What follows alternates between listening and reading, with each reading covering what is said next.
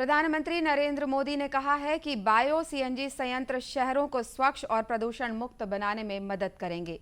उन्होंने कहा कि सरकार अगले 2 वर्षों में 75 बड़े नगर निगमों में इसी तरह के संयंत्र बनाएगी। प्रधानमंत्री ने मध्य प्रदेश के इंदौर में आज वीडियो कॉन्फ्रेंस के माध्यम से गोबर्धन प्लांट का उद्घाटन किया। इस अवसर पर श्री मोदी ने कहा कि लाखों टन कचरा हजारों एकड़ जमीन पर फैला हुआ है। इससे वायु और जल प्रदूषित होते हैं। उन्होंने कहा कि स्वच्छ भारत मिशन के दूसरे चरण में इस समस्या से निपटने के लिए कार्य किया जा रहा है। कि आने वाले 2 वर्षों में देश के 75 बड़े नगर निकायों में इस प्रकार के गोबर्धन बायो सीएनजी प्लांट बनाने पर काम किया जा रहा है। ये अभियान भारत के शहरों को स्वच्छ बनाने, प्रदूषण रहित बनाने, क्लीन एनर्जी की दिशा में बहुत मदद करेगा।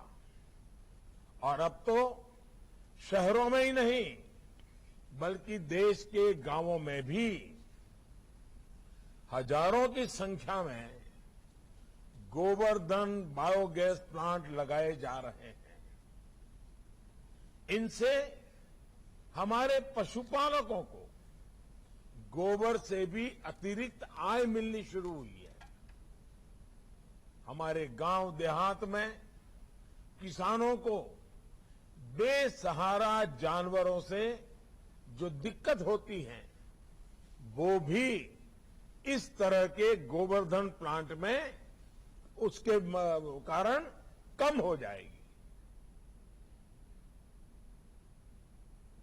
इससे पहले केंद्रीय मंत्री हरदीप सिंह पुरी ने कहा कि प्रधानमंत्री नरेंद्र मोदी के कचरे से कंचन की कल्पना को साकार करने और स्वच्छता के क्षेत्र में नवोन्मेष के उद्देश्य से 550 मीट्रिक टन प्रतिदिन क्षमता का बायो सीएनजी प्लांट स्थापित किया गया है।